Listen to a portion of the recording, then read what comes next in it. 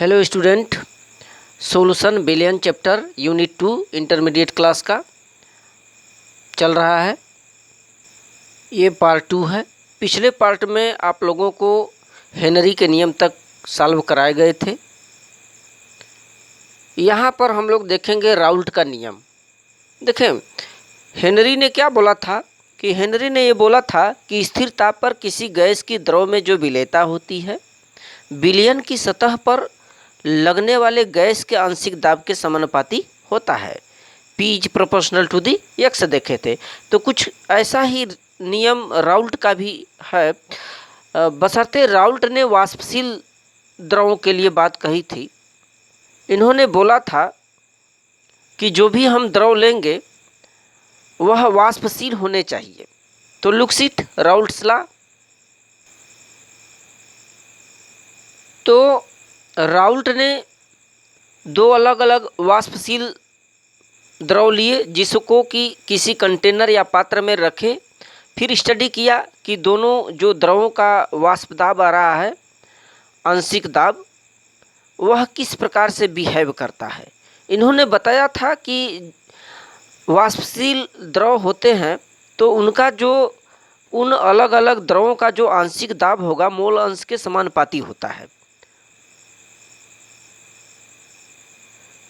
यानी कि यदि हम एक कंटेनर लेते हैं और इसमें दो अलग अलग वाष्पशील द्रव पदार्थ लेते हैं तो इन दोनों द्रवों के जो आंशिक दाब होंगे उनके आंशिक दाब क्या होंगे, उनके मोल अंश के प्रोपोर्शनल होंगे, यानी मोल अंश के समानुपाती होंगे। यही इन्होंने बताया था। वाष्पशील द्रवों के विलयनों में प्रत्येक अवयव का आंशिक जो दाब है विलयन में उनके मोल अंश के समानुपाती होते हैं। देखें, एक कोई बंद पात्र है। इस बंद पात्र में दो वाष्पशील द्रव लिए गए हैं जिनके आंशिक दाब क्रमशः P1 और P2 रखे गए हैं। ठीक है, और दोनों के जो मोल अंश है हम अलग अलग मान लेते हैं। एक का x1 है और सेकेंड अवयव के लिए उसका मोल अंश x2 है। तो राउल्ट के नियम के अनुसार राउल्ट ने बोला था कि प्रत्येक अवयव का जो आंशिक दाब होगा वह मोल अंश के समानुपाती होता है। तो यहाँ पर P1 is proportional to the x1 हो जाएगा। अवयव 1 के लिए P1 is proportional to the x1। तो यहाँ पर जब इसको कैलकुलेट किया जाएगा तो P1 is equal to P1 not x1 आएगा। ठीक है, ये जो समानुपाती चिन्ह है P1 नॉट x1 में चेंज हो जाएगा। P1 नॉट को हम बोलते हैं कि शुद्ध घटक 1 का समान ताप पर वाष्प दाब है। P1 नॉट को हम क्या बोलेंगे, जो हम दो अलग अलग अवयव रखे हैं इस कंटेनर में, तो अवयव 1 के लिए उसका जो होगा वाष्प दाब होगा P1 नॉट। ठीक है, तो P1 is equal to P1 not x1 हो जाएगा, इक्वेशन नंबर 1। इसी प्रकार से सेकंड अवयव के लिए जो इस कंटेनर में रखे गए हैं उसके लिए जो वाष्प दाब P2 होगा, P2 इज प्रोपोर्शनल टू दी क्या हो जाएगा x2। करेक्ट। तो यहाँ पर जब हल करेंगे तो P2 is equal to P2 not x2 चला आएगा। P2 नॉट क्या है, शुद्ध घटक सेकेंड का समान ताप पर वाष्प दाब है। तो ये इक्वेशन नंबर 1 हो जाएगा। अब डाल्टन का आंशिक दाब नियम ये कहता है कि टोटल जो दाब होगा उनके आंशिक दाबों के योग के बराबर होता है। P is equal to P1 plus P2। तो दोनों को योग करेंगे, इक्वेशन नंबर 1 और इक्वेशन नंबर 2 से दोनों को योग करें। टोटल दाब क्या हो जाएगा, P1 x1 इक्वेशन नंबर 1 से plus P2 x2 equation number 2 से दोनों का यहाँ पर योग किया गया है। करेक्ट। देखें, जो कुल मोल अंश का मान होता है, टोटल मोल फ्रैक्शन होता है, वो 1 माना जाता है। x1 plus x2 is equal to 1।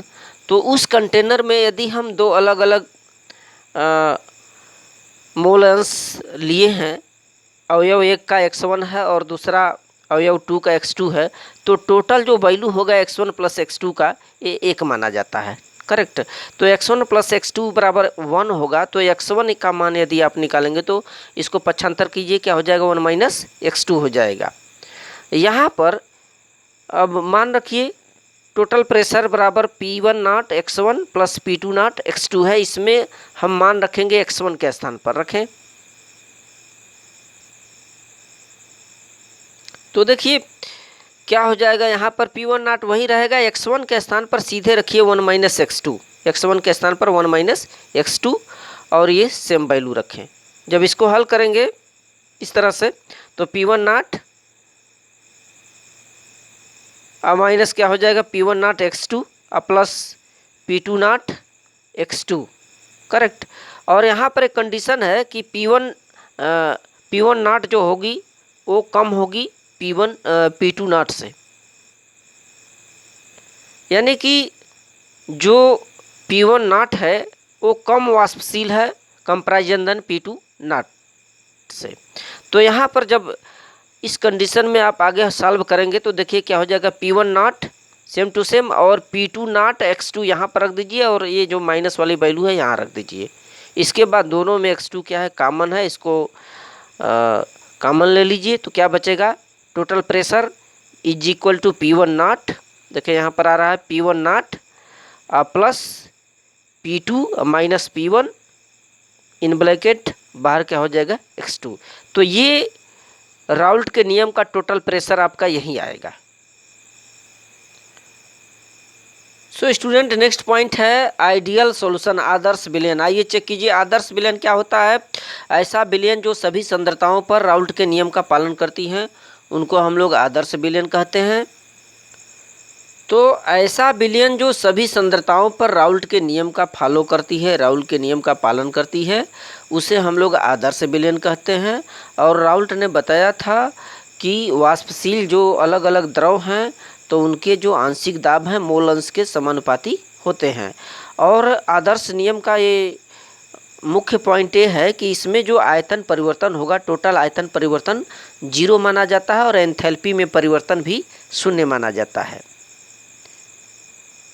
और टोटल यहाँ पर V की वैल्यू यानी कि टोटल आयतन यहाँ पर 0 होगा, क्योंकि यदि हम दो अलग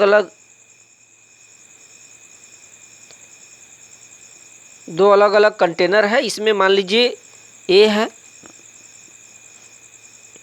कंटेनर 1 में A मोल आयतन रखे गए हैं एंड कंटेनर 2 में B मोल आयतन रखे गए हैं, ठीक है। इसकी वैल्यू मान लीजिए 1 मोल है, इसकी भी 1 मोल है, ठीक। तो दोनों का जो टोटल वैल्यू होगी, टोटल वॉल्यूम होगा वह 2 मोल होगा, करेक्ट। यानी इसमें डेल्टा V की वैल्यू में कोई खास परिवर्तन नहीं हुआ। 1 मोल 2 मोल पहले था, जब आप बाद में मिलाए तो बाद वाला भी रिजल्ट आपका 2 मोल आया। तो यहाँ पर डेल्टा V की वैल्यू 0। तो ये आदर्श विलयन ये बताता है कि टोटल आयतन में परिवर्तन क्या होगा, 0 होना चाहिए। इसी प्रकार से हीट यानी एंथैल्पी में परिवर्तन भी इसमें 0 आता है। और आदर्श विलयन में यदि 2 अवयव वाले अलग अलग अणु A और B लेते हैं तो AA और BB के बीच लगने वाले जो फोर्स ऑफ अट्रैक्शन है, जैसे एक अणु A है, दूसरा अणु A है, A और A, इनके बीच लगने वाले आकर्षण बल, और B हैं, B के बीच लगने वाले आकर्षण बल जितना लगता है उतना ही A और B के बीच अंतराणुविक आकर्षण बल फोर्स ऑफ अट्रैक्शन लगता है। यानी BB के अणु और A के अणु को जितना फोर्स ऑफ अट्रैक्शन लगेगा उतना ही A और B के बीच फोर्स ऑफ अट्रैक्शन लगता है। यही आदर्श विलयन कहलाता है। आदर्श विलयन ये बताता है कि ऐसे विलयन जो कि सभी सांद्रताओं पर राउल्ट के नियम का पालन करती हैं और इसमें जो आयतन परिवर्तन और एंथैल्पी में परिवर्तन है वो 0 माना जाता है। और अलग अलग अवयव यदि होते हैं A और B तो इनके बीच जो फोर्स ऑफ अट्रैक्शन लगेगा वह AB के बीच लगने वाले फोर्स ऑफ अट्रैक्शन के बराबर होता है। और आदर्श विलयन के कुछ एग्जाम्पल होते हैं बेंजीन और टॉलुइन, ब्रोमो एथेन और chloro ethane. Bromo ethane C2H5Br और क्लोरो एथेन C2H5Cl। तो ये अलग अलग एग्जाम्पल हैं आदर्श विलयन के। So student, thank you.